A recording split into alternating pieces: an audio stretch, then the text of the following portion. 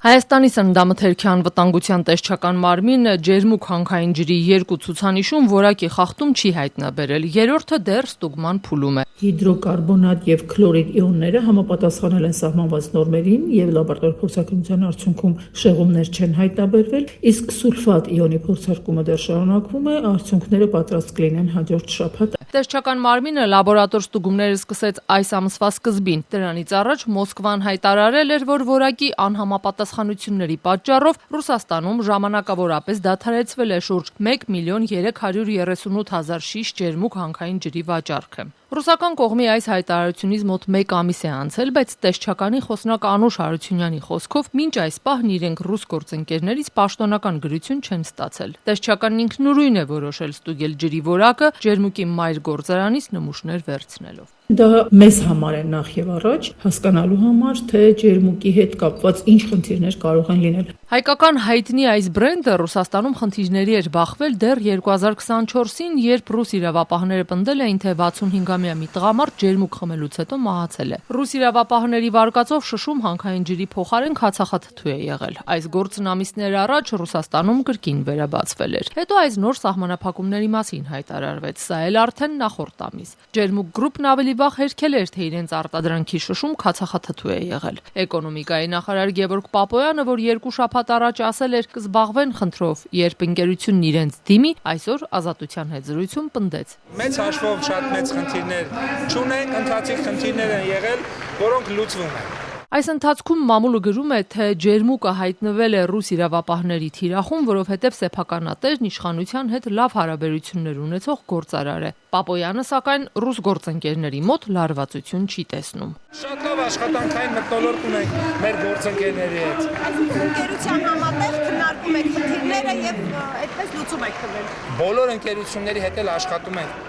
Հարցեր միշտ էլ եղել է, վաղնել են լինելու հարցեր, Ժողովուրդ ջան։ Այդ հարցերը դա համար է որ լուծվեն։ Մինչ վարչապետ Նիկոլ Փաշինյանը պնդում է, Հայաստանը բալանսավորված քաղաքականություն է վարում, իսկ արտգործնախարար Արարատ Միրզոյանը նշում ԵԱՏՄ-ի եւ ԵՄ-ի միջև ընտրության ժամանակը չէ դեռ, Մոսկվայից բարբերաբար հորդորում են արագ կողմնորոշվել այս երկու միությունների միջև։ Ռուսաստանի արտգործնախարար Սերգեյ Լավրովն այսօր ասել է, թե Եվրամիությունը փորձում է Հայաստանին ներքաշել իր ազդեցության գոտի ու դա ըստ նրա կարող է Երևանին զրկել ԵԱՏՄ-ից ստացվող օգուտներից։ Լավրովը հիշեցրել է, որ այդ մասին նախագահ Պուտինն իր վերջին հանդիպման ընթացքում անձամբ է ասել Հայաստանի վարչապետ Փաշինյանին, մեջբերում Լավրովից։ Президент Путин 1 апреля, принимая в Кремле премьер-министра Пашиняна, об этом откровенно сказал, что мы будем... Նախագահ Պուտինը ապրիլի 1-ին Կրեմլում վարչապետ Փաշինյանին բաց տեքստով ասել է. «Մենք կհարգենք մեր հայ ընկերների ցանկացած ընտրություն, բայց պետք է հասկանալ, որ Եվրասիական տնտեսական միության շրջանակներում պարտավորությունները չեն կարող պահպանվել, եթե Հայաստանը կանգնի Եվրոպական միությանը անդամակցելու ուղու վրա։ Այնտեղ պարզապես միմյանց բացառող պարտավորություններ են, ներառյալ առևտրային ռեժիմները եւ շատ այլ բաներ։ Սա մեր դաշնակցային պարտականությունն է, բացատրել, թե ինչպես են կառուցվում տնտեսական ինտեգրացիոն գործընթացները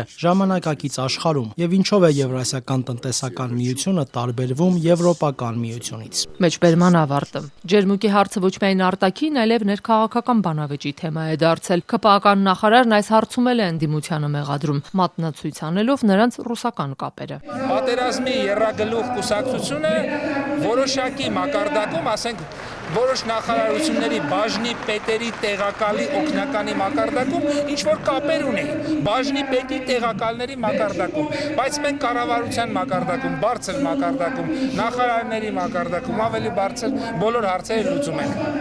Այսինքն ընկերությունը խնդիր չունի արտահանման հետ կապված։ Հայաստանի բոլոր ընկերությունների խնդիրները հերթով լուծվում են։ Ջերմուկ գրուպի հիմնադիր ՀՀԿ-ական նախկին պատգամավոր Աշոտ Արսենյանն ավելի վաղ Ժողովուրդ օրաթերթին ասել էր, թե մշուշոտ ենթադրությունների հետևում պարզ նշմարվում են ոմանց ականջները, բայց այդպես էլ չէր ընդգծել ում նկատի ունի։ Նույն լրատվամիջոցը գրել էր, որ Դիլիջանում կայացած հանդիպման ժամանակ Հայաստան դաշինքի ներկայացուցիչները պնդել են, թե ջերմուկում Փաշինյանի համար ձայներ են հավաքվում։ Իդեպ Արսենյանի որդին Վայոց ձորի մարզպետն է։ Ի պատասխան այս հայտարարության գործարարը հորդորել է է ընդդիմությանը չտվայտվել եւ հայտարարել, թե ռոպեական քաղաքական շահի համար նրանք պատրաստ են ցեխ շպրտել ազգային արժեքների վրա։ Հայաստան դաշինքի ներկայացուցիչ Իշխան Սաղաթելյանն էլ իր հերթին էր հակադարձել Արսենյանին։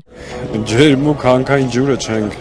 ջրի մասին չենք խոսել ենք նրա սեփականատերերի մասին, եթե առևտրով են զբաղվում, թող առևտուր անեն, բայց քթները չխոթեն այլտեղ։ Մինչ քաղաքական գործիչները վիճում են, Ռուսաստանում էլ ջերմուկի վաճառքը թույլատրելու մասին նոր տեղեկություններ չկան, հարց է առաջանում։ Իսկ ինչ կտա Հայաստանի լաբորատոր ստուգումները, եթե ջերմուկի խնդիրները ծագել են Ռուսաստանում։ Հայաստանն ու Ռուսաստանը ԵԱՏՄ անդամ են, այսինքն տեխնիկական կանոնակարգերը նախատեսում են, որ անդամ երկրներում պետք է որակի եւ անվտանգության միասնական պահանջներ գործեն։ Իսկ հավատարմագրված լաբորատորիաների փորձաքննությունների արդյունքները փոխադարձաբար ճանաչվեն։ Արդյոք Հայաստանի լաբորատոր փորձաքննությունների արդյունքները չեն ընդունվում Ռուսաստանում, թե ռուսական կողմն օրինակ ջերմուկի դեպքում կարող է հիմնվել միայն սեփական ստուգումների արդյունքի վրա։ Էկոնոմիկայի նախարարությունն այս հարցն անպատասխան թողեց։